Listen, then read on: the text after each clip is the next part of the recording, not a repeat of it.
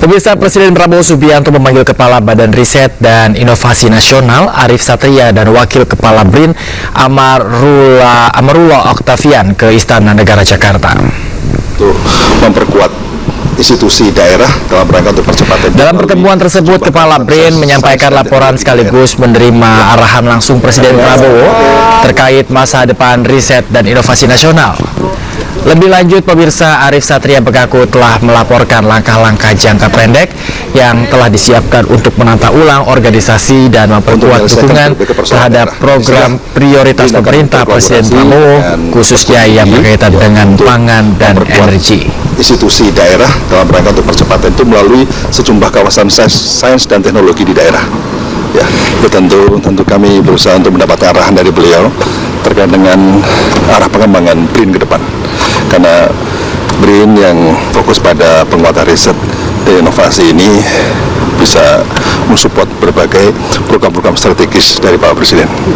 Selain bahan yang sudah disiapkan untuk bertemu dengan Pak Presiden, ya, terkait dengan soal bagaimana inovasi yang dihasilkan oleh BRIN dan berbagai lembaga riset di Indonesia tentang pangan. Pemirsa, berbagai upaya dilakukan pemerintah demi segera mencapai pemerataan pendidikan di Indonesia. Di antaranya sebuah inovasi di mana sekolah dapat mengajukan renovasi dengan sebuah laman web. Berbagai upaya dilakukan pemerintah untuk mempermudah dan mempercepat proses perbaikan gedung sekolah di Indonesia. Mulai tahun 2026, sekolah dapat langsung mengajukan revitalisasi secara daring melalui aplikasi revitalisasi yang dapat diakses di revit.kemendikdasman.go.id. Terobosan Presiden Prabowo ini diharapkan dapat memudahkan pemerintah daerah dan sekolah dalam mengajukan usulan secara digital. Fitur-fitur di dalamnya mencakupi rekomendasi otomatis berbasis data pokok pendidikan, pemeriksaan kelengkapan dokumen secara real-time, peningkatan sasaran yang objektif, serta verifikasi berlapis oleh pemerintah daerah dan pusat, serta akses detail kondisi sekolah hingga tingkat ruang. 195.000 sekolah yang memiliki kelas-kelas yang atau ruang-ruang yang rusak, sedang, dan berat. 195.000 ini tentu tidak bisa kita selesaikan dalam 1-2 tahun ke depan. Tetapi paling tidak kita harus bisa menyelesaikan satuan pendidikan yang menjadi prioritas, ya, sehingga anak-anak kita bisa menjalankan pendidikannya, ya, dengan aman, nyaman, dan gembira di satuan pendidikan yang. Sasaran revitalisasi diberikan untuk sekolah negeri maupun swasta untuk mencapai pemerataan, khususnya terhadap daerah tertinggal, terdepan, dan terluar, serta fokus pada sekolah dengan tingkat kerusakan paling tinggi. Tercatat sedikitnya terdapat sekitar 1,2 juta ruang kelas dalam kondisi rusak, sedang, atau berat pada 195.000 sekolah. Untuk memastikan program tepat sasaran, kolaborasi daerah dinilai penting untuk mencapai pendidikan yang merata di Indonesia. Dari Jakarta, Tim Liputan A News melaporkan. Pemirsa, negara-negara berkembang atau Global South tidak lagi menjadi penonton dalam KTT G20 di Afrika Selatan. Negara-negara yang termasuk Indonesia ini juga turut mengarahkan kebijakan dalam isu-isu yang dinilai penting di dunia.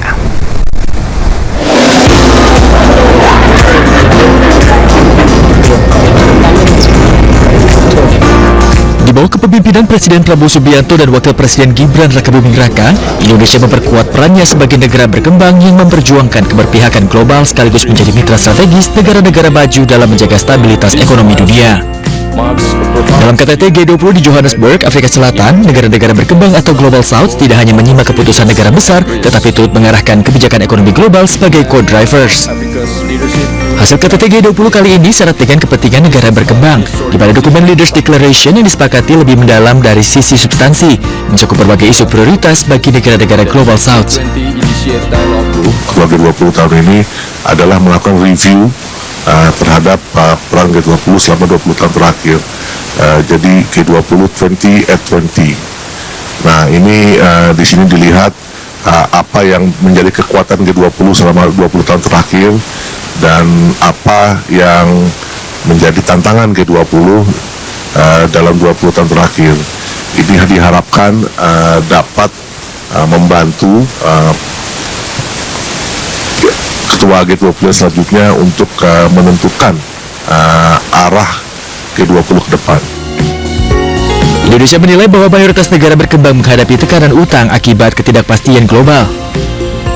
Masuknya isu-isu tersebut dalam agenda G20 menunjukkan bahwa forum ekonomi terbesar dunia kini semakin mencerminkan aspirasi negara berkembang. G20 juga melakukan evaluasi terhadap sejumlah kendala yang menghambat implementasi agenda strategis selama ini. Tujuannya adalah memperkuat efektivitas G20 sebagai platform kerjasama ekonomi yang memberikan dampak nyata. Dari Johannesburg, Afrika Selatan, Tim Liputan A-News melaporkan. Masalah permodalan dan pemasaran masih menjadi kendala bagi para pelaku UMKM di tanah air, pemirsa.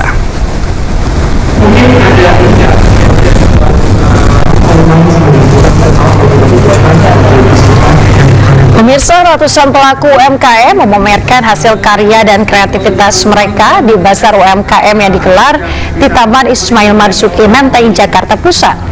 Melalui bazar ini, para pelaku UMKM bisa mengembangkan pemasaran dengan menggait pasar lokal hingga mancanegara yang dilakukan secara online. UMKM merupakan tulang punggung perekonomian lokal yang bisa mendorong perekonomian nasional. Sayangnya, masih banyak pelaku UMKM, terutama kaum perempuan, yang kesulitan permodalan serta pemasaran. Itu materi dari saya, sekian dan terima kasih. Berkolaborasi untuk mendukung UMKM, dalam hal ini Omah Ulang Ray dengan Pasar Minggu Paingan, yang juga memiliki spirit yang sama dengan Amarta, yaitu bagaimana kita bisa mempromosikan UKM-UKM lokal yang kita kurasi, terutama UKM perempuan, agar mereka bisa terus tumbuh dan berkontribusi. Saya lebih ke membawa wastra Indonesia untuk dikenalkan ke masyarakat luas, jadi mereka biar bisa mengenal warisan budaya negara kita. Kita ke informasi lain dari mancanegara, pemirsa. Warga Gaza berduka setelah kehilangan orang yang mereka cintai akibat serangan udara Israel. Mereka menggelar sholat jenazah dan prosesi pemakaman sederhana.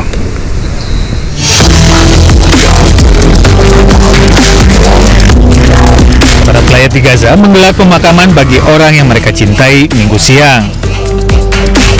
Mereka syahid dalam serangan udara Zionis Israel di Gaza, Palestina. Warga Gaza sempat melaksanakan sholat jenazah sebelum menguburkan para korban kejahatan perang Israel ini.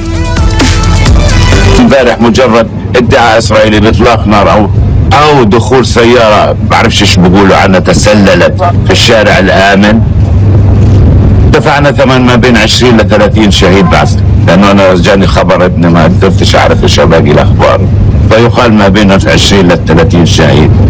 عشو ادعاء غير مثبت، مطلوب منا احنا ندفع الثمن لمجرد الادعاءات والادعاءات جاهزه. Menurut Hamas, serangan ini sebagai upaya Israel untuk menebarkan teror di tengah gencatan senjata yang disepakati. Pemirsa, pemerintah Pakistan meningkatkan pengamanan setelah serangan bom bunuh diri menghantam markas polisi dan menewaskan 3 orang.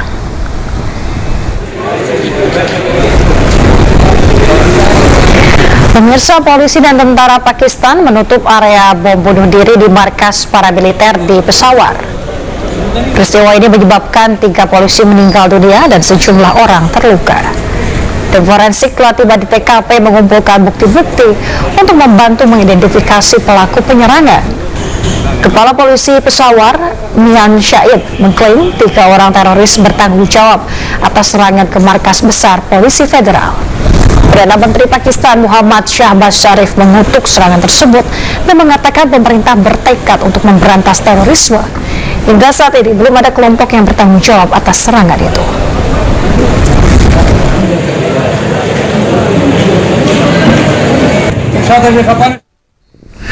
Pasukan Angkatan Udara Rusia meluncurkan serangan roket untuk menghancurkan pusat komando di Zaporozhye, Ukraina.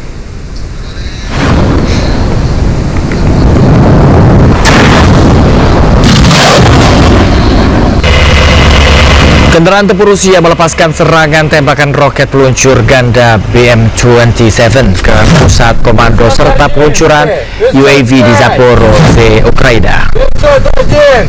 Seorang perwira senior menyatakan bahwa para prajurit telah menjalani pelatihan ekstensif untuk misi tersebut. Zaporozhye adalah salah satu dari 4 wilayah yang diumumkan Vladimir Putin untuk bergabung dengan Federasi Rusia pada tahun 2022. Namun Ukraina dan sekutu baratnya mengecam langkah tersebut dan menyebutnya sebagai aneksasi wilayah kedaulatan Kiev.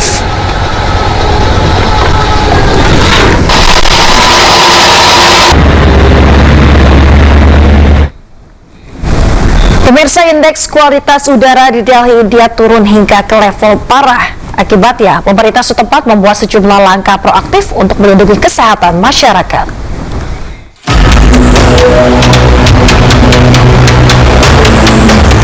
Kabut asap tebal menyelimuti jalan raya, ladang, dan kawasan industri di Delhi, India saat kualitas udara turun ke kategori parah di awal minggu. Hal ini menempatkan ibu kota tersebut sebagai wilayah yang paling tercemar di seluruh dunia. Dengan indeks kualitas udara di beberapa wilayah kota ini anjlok hingga 430 jauh di atas batas aman, Organisasi Kesehatan Dunia mendorong para pakar kesehatan untuk memperingatkan resiko serius bagi warga. The pollution level is going up, and currently what we are in right now is a very poor category. So we haven't touched severe category as of now based on the monitoring station data, whatever is available. So right now we are in the very poor category, but then even in the very poor category, the pollution level highly impacts the vulnerable group and also the healthy people who are exposed for a longer time in this air. Pada 19 November, pemerintah India memerintahkan Komisi Pengelolaan Kualitas Udara untuk mengambil tindakan provokatif apapun guna mengendalikan polusi yang mencekik Delhi dan kawasan ibu kota nasional. Langkah-langkah tersebut meliputi larangan sementara konstruksi non-esensial, penangguhan operasi pertambangan, dorongan untuk kelas daring di sekolah, dan larangan kendaraan tua di jalan raya. Menurut para peneliti kesehatan, polusi udara di India diperkirakan berkontribusi terhadap sekitar 1,7 juta kematian setiap tahunnya. Dampak terparah terjadi di wilayah New Delhi selama musim dingin, ketika angin yang stagnan dan suhu yang lebih dingin memerangkap polutan di dekat tanah. Gunung Kilauea meletus lagi pada Minggu dini hari. Letusan ke-37 ini mengirimkan aliran lava cair dan gumpalan asap ke seluruh Hawaii.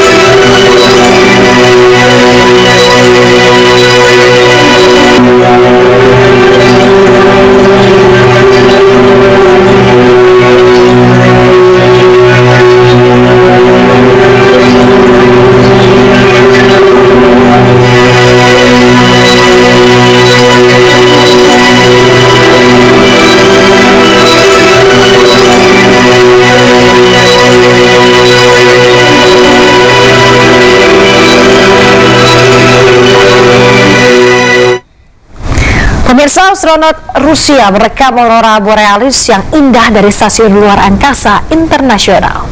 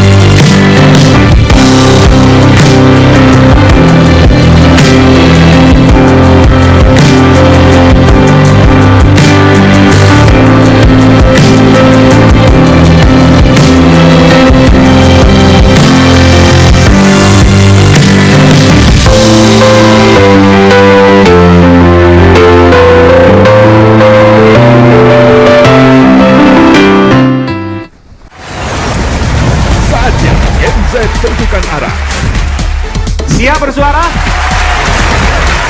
Dialog inspiratif bersama narasumber terkemuka. Audisi calon jurnalis muda iNews. Live stage performance musisi tanah air. Dimeriahkan oleh, dipandu oleh. Jangan lewatkan iNews Media Group Campus Connect. Connecting Ideas, Inspiring Future.